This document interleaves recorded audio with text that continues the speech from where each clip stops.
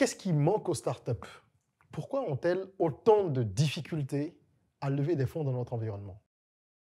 Merci Régis. C'est une problématique super importante parce qu'on a tous connu ce moment de démarrage où on a eu un problème de trésorerie et le premier réflexe a été d'aller voir sa banque pour demander un prêt et la banque nous a dit oui mais vous n'êtes pas encore suffisamment développé, on a besoin de garanties, etc.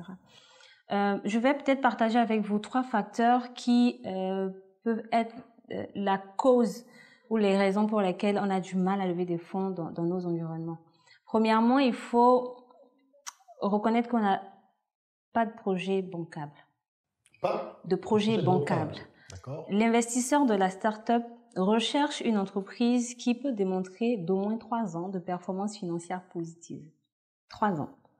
Ensuite, il faut démontrer qu'on a un modèle économique convaincant, qui tient la route et qui permet de mitiger les risques de l'activité. Il faut démontrer une bonne gouvernance au niveau de l'entreprise. Il faut démontrer qu'on a la possibilité d'extension à l'intérieur et à l'international si possible, et surtout démontrer que le projet est innovant. Le deuxième facteur, c'est le cas où les entreprises sont en démarrage ou en plein amorçage d'activité. C'est un peu compliqué dans ce cas-là de bénéficier d'une levée de fonds. Par contre, l'entreprise qui montre ou qui donne la preuve qu'elle a un contrat avec un gouvernement, dans le cadre d'un partenariat public-privé, peut bénéficier d'une levée de fonds. Même si elle est en phase de démarrage. Même si elle est en phase de démarrage. Et le deuxième cas où l'entreprise toujours n'a pas de garantie, elle peut simplement bénéficier d'un accompagnement subvention ou mobiliser, on va dire, tout ce qui est love money, les amis, la famille qui contribuent. Friends and family, comme on dit. Tout à fait. Dans nos environnements, sans garantie, c'est un peu compliqué de bénéficier d'une levée de fonds auprès des institutions classiques telles que les banques commerciales ou les fonds d'investissement ordinaires. Et le troisième facteur limitant, on va parler de l'environnement économique, qui en Afrique subsaharienne est très compliqué. 80% des entreprises sont informelles, peu professionnelles. Le taux d'investissement est très élevé en Afrique. Les banques sont frileuses. Il faut reconnaître que le processus de levée de fonds est un processus très bureaucratique, contraignant et long. Ça plante bien le décor. Je voudrais juste préciser à tous ceux qui nous regardent que lorsqu'on parle de projet bancable, donc cet anglicisme qu'on utilise beaucoup aujourd'hui, bankable, ce n'est pas pour dire que vos projets ne sont pas innovants ou intéressants, s'ils ne sont pas bancables. C'est simplement qu'ils ne répondent pas aux conditions qu'imposent les banques. C'est pour ça qu'on dit bancable. Pour une banque, il faut remplir certaines conditions. Vous en avez énuméré quelques-unes qui sont primordiales. Justement, avec un tel décor, si je peux me permettre, comment est-ce qu'on gère une entreprise qui a besoin de fonds? Comment est-ce qu'on fait? Quels sont les mécanismes alternatifs ou les mécanismes de financement sur lesquels une entreprise peut se greffer, peut s'appuyer pour se dire, tiens, moi je suis une start-up, je suis une petite entreprise, je viens de démarrer, ou même une entreprise moyenne, mais je ne remplis pas toutes les conditions nécessaires pour aller vers une banque. Quels sont les mécanismes de financement alternatifs vers lesquels on peut se tourner? Merci Régis. On va dire que ça dépend de la maturité de l'entreprise. Selon qu'elle est dans l'année 0, 1, 4 ou 5.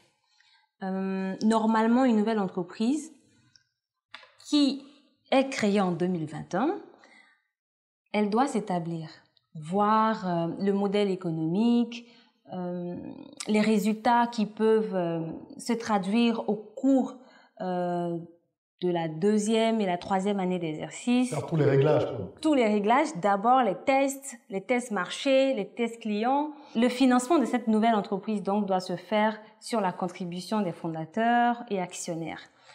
Dans le cas où l'entreprise a plus de 2 ans ou 3 ans d'expérience, il est possible de lever des fonds auprès d'une banque commerciale, déjà, parce que vous donnez la preuve de ce qu'il y a, on va dire, une existence en termes de gestion financière. Ensuite, vous pouvez bénéficier d'un accompagnement d'une institution de microfinance, d'un business angel ou ce qu'on appelle d'un fonds VC, la Venture Capitalist. Ouais. Très bien. Mais si je comprends, si je résume, on a deux phases. On va voir la première phase qui s'étend jusqu'à 3 ans, pendant laquelle il faut faire des tests. Il faut grouiller, comme on dit. Il faut grouiller soi-même, il faut se débrouiller, il faut faire des réglages, parce que généralement, l'idée de départ n'est pas forcément celle que l'on maintient à 100% par la suite. On est obligé de réajuster un peu les choses en fonction de ce que le marché demande, en fonction de ce que les clients veulent. Et on peut se retrouver avec une idée, un projet qui se transforme et qui s'éloigne même de l'idée de départ. Il faut avoir suffisamment d'humilité et de recul pour savoir que ce qu'on veut faire, c'est apporter des solutions et gagner de l'argent. Donc, il faut écouter le marché. Voilà. Et ne pas être émotionnellement attaché à ce qu'on met en place en se disant qu'on a la super idée qui va changer le monde et qu'on ne veut pas la modifier. Donc ça, c'est la première phase, si je comprends bien, jusqu'à 3 ans. On se débrouille, on fait comme on peut pour grandir et assurer la pérennité de l'activité. Tout à fait. Et après 3 ans, on peut commencer à regarder du côté peut-être des banques, si on commence à être bankable, comme on disait, ou des VC. Justement, en parlant de ça, on entend de plus en plus parler des fonds d'investissement. Et nombre d'entre eux s'installent d'ailleurs dans nos capitales africaines, mais beaucoup se plaignent de ce que ces fonds-là ont un engouement qui est véritable et palpable pour les pays anglophones d'Afrique, et beaucoup moins, les fonds ont un appétit beaucoup plus modeste en Afrique francophone. À quoi cela est dû? Régis, la réflexion, elle n'a pas besoin d'être profonde parce que c'est juste une question de langue. C'est juste une question de langue. Donc, ça n'a rien à voir avec l'attractivité des marchés. Pas du tout. C'est juste question de langue. En termes de communication, l'information, le dialogue est beaucoup plus fluide lorsque nous parlons le même langage.